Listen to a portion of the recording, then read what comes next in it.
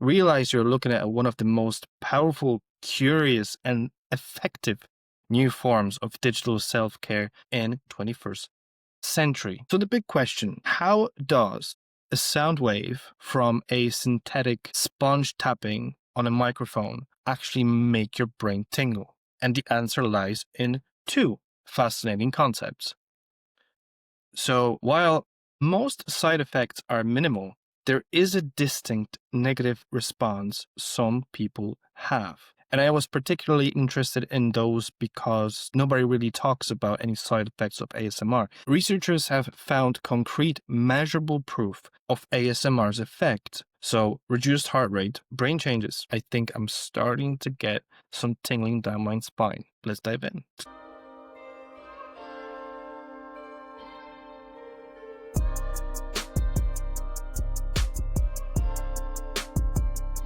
Welcome back, Paradox Nation. In this exciting episode packed with fire, we're peeling back the layers on a phenomenon that is arguably the weirdest, most baffling, and yet most popular thing on the modern internet. It's a paradox of intimacy and distance, of noise and silence, of science and mystery. We're talking, of course, about ASMR. For those who get it, it's a wave of blissful, sparkly tingles that starts in your scalp and washes over your body. It's an instant hit of calm. For those who don't, it looks like someone whispering intently into a fuzzy microphone, tapping things, or eating very, very loudly. It looks like nonsense, and I belong to that second group of people. It has no effect on me whatsoever. So if you are like me, don't be alarmed, you're good. I'm tackling this through a wide scientific lens wrapped around simple and an old-fashioned curiosity. So here is the incredible truth. In a world screaming with noise, stress, and political outrage, this peculiar hushed content has become an undeniable digital juggernaut. I'm going to answer all the big questions tonight. How does it work? Why does it matter? And what exactly is the great paradox at its core? So let's dive in. If I could humbly ask for anything right now, it would be to ask all of you, dear viewers, to subscribe to the channel, like and comment.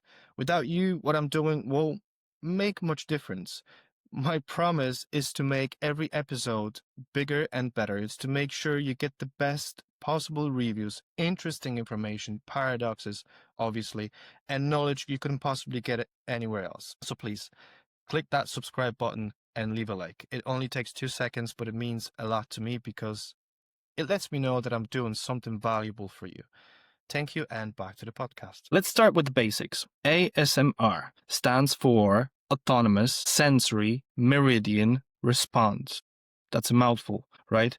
But it's a deliberate choice, and we'll get to why it was chosen in a moment. So what we are describing is a sensory experience. It's a type of paresthesia, tingling or prickling sensation, but a pleasant one. Users describe it as a low-grade euphoria, like a gentle electrical current or carbonated bubbles in the glass of champagne, trickling across the scalp, down the neck, and along the spine. This feeling is triggered by specific stimuli, which the community calls triggers. If you've spent 5 minutes on YouTube, you've seen them. The whispering, soft speaking, tapping, scratching, crinkling, paper sounds, slow, deliberate hand movements, watching someone focus intently on a detailed task or a gentle light pattern. Scenarios that stimulate care, like a visual haircut, a cranial nerve exam, or a makeup application. But here is the catch. Not everyone experiences ASMR. If you've watched a video and felt nothing but annoyance, you're not broken, you're simply not susceptible to the response. It's a sensory lottery that roughly half the population seems to win, and again, I'm not part of the lucky ones, I suppose. Hey, if you're enjoying this so far, don't forget to subscribe and leave a like.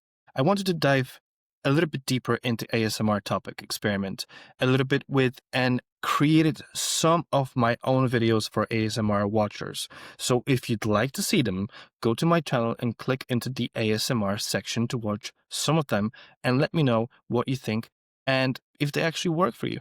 Thanks, and back to the podcast. The core story of ASMR is really a story about the internet's power to connect isolated people.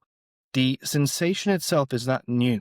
People have been getting these tingles forever. It's just they never had a name for it. They might have remembered getting it when a teacher spoke softly in a classroom, or when a childhood friend gently traced their arm, or your mom cooked something that brings back your childhood memories. They thought they were the only ones. So the history begins around 2007 in the obscure corners of the internet. Starts like a bad horror movie. A woman with a username OK whatever posted it on a health forum called Steady Health. She asked if anyone else experienced that weird good feeling when she watched a puppet show or was read a story. Others chimed in, equally relieved they weren't alone. They started calling it things like brain tingly, head fuzzies, or even the slightly more dramatic like brain orgasm. This early discussion was chaotic, full of isolated stories. They needed a common language, and that's where Jennifer Allen steps in. In 2010, she coined the official term autonomous sensory meridian response. It was a brilliant pragmatic move. She deliberately chose a term that sounded scientific, clinical, and even a little bit boring. But why? To achieve two crucial things. So first, gain respect, make it sound legitimate enough that researchers would take notice, and escape stigma. Immediately distance it from the loaded, confusing term brain orgasm, which kept leading to the misconception that the phenomenon was inherently sexual.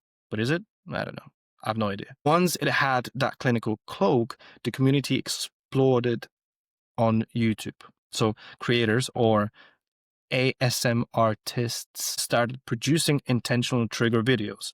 And by 2017, the most famous among them began hitting 1 million subscribers, providing that this private, quiet phenomenon had become a public global business. And I love business. I think I'm starting to get some tingling down my spine. Just kidding. Here's a massive takeaway about its modern dominance. ASMR is no longer a fringe curiosity. As of 2025, the keyword ASMR is documented as one of the most searched terms on YouTube globally. Believe me, I checked, generating tens of millions of searches monthly. It has surpassed music videos, news, and gaming in pure search volume. That tells you everything you need to know about the depth of our collective need for modern calm. And obviously, people need something that will help them cope with their daily life worries. So the big question, how does a sound wave from a synthetic sponge tapping on a microphone actually make your brain tingle? And the answer lies in two fascinating concepts. So our bodies have a primal need for safety and connection. And this is also what I mentioned in one of my previous episodes. We want to belong, but we are divided by the social media and restricted from a human real contact. Imagine the sound of a loving parent quietly focusing on a task next to you, or a trusted partner gently brushing your hair. Those acts of non-threatening, dedicated attention are crucial for evolutionary bonding, but that's the real life. ASMR videos, particularly the role plays, create a digital echo of this primal safety. They stimulate that focused one-on-one attention from a kind stranger. So your brain, regardless of what your conscious might say, interprets this as a safe, affiliative behavior. And this triggers the release of feel-good neurotransmitters, a dopamine for the immediate pleasure and reward, and crucially, oxytocin, which is the cuddle hormone. When people hug for relaxation and feelings of security, it is quite literally a mental hug or a digital hug. I also think that it's vital to control your dopamine kicks. More of those, the more you can become addicted. Human beings can get addicted to anything, really. So back to the good stuff, the feelings. But this isn't just feelings, it's science. Researchers have found concrete, measurable proof of ASMR's effect. So reduced heart rate, So studies have shown that people who experience ASMR have a significantly reduced heart rate while watching ASMR content, with a drop off comparable to what you see during mindfulness or relaxation techniques. Brain changes. ASMR lights up parts of the brain associated with reward and emotional arousal. The experience changes the physical state of your body, moving it away from fight or flight and into rest and digest. This is why it's so effective. It's not just entertainment, it's an accessible, on demand tool for regulating the nervous system. And users leaving comments report using it to reduce symptoms of anxiety, combat insomnia, and even provide temporary relief from chronic pain. So to me, it's fascinating. I will have to invite some specialists in ASMR, hopefully in the future, and talk more. Now, we have to address the elephants in the room, the paradoxes and the persistent questions that keep ASMR on the edge of the weird.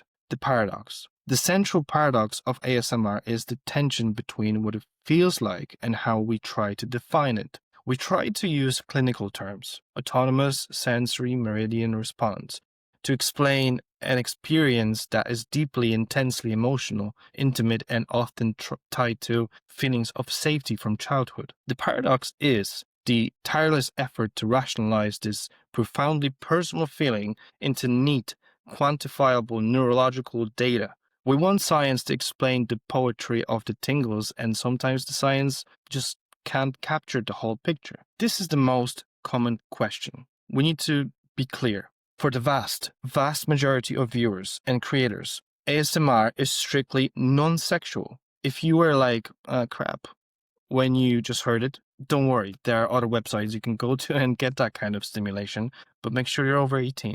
The confusion is understandable, okay? The content often involves close proximity, whispered secrets, and terms like arousal. However, the arousal is emotional and sensory, a feeling of alert, calm, not sexual. The goal is relaxation and sleep. While any piece of media can be used in a sexual way, the core community and purpose is therapeutic and strictly platonic. While most side effects are minimal, there is a distinct negative response some people have.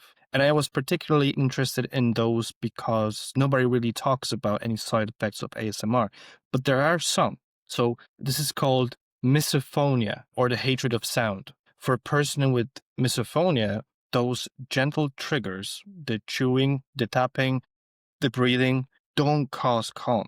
They cause an immediate visceral reaction of anger, disgust, or intense anxiety. This reminds us that ASMR is deeply personal. One person's cure is another person's kryptonite.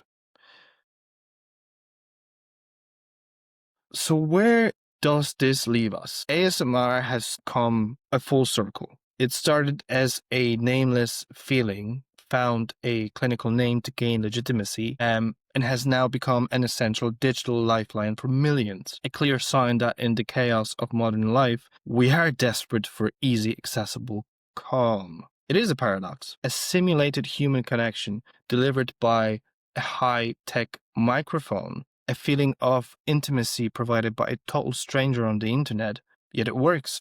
The science is backing the user's testimonials, confirming that a soft sound and a gentle visual can indeed lower your heart rate and settle your mind. So the next time you see someone whispering into a microphone, don't dismiss it as weird. Realize you're looking at one of the most powerful, curious, and effective new forms of digital self-care in the 21st century. Even if you're not triggered in any way, like me, for example, just know that there are millions of people out there who finds this to be their daily routine and helps them cope with everyday life. So that's good, I suppose. So yeah, thank you for joining me on the Paradox Experience podcast once again. Hope you sleep well tonight, and may your tingle be a profound and perfect wave of calm. See you next time, Paradox Experience Podcast Nations.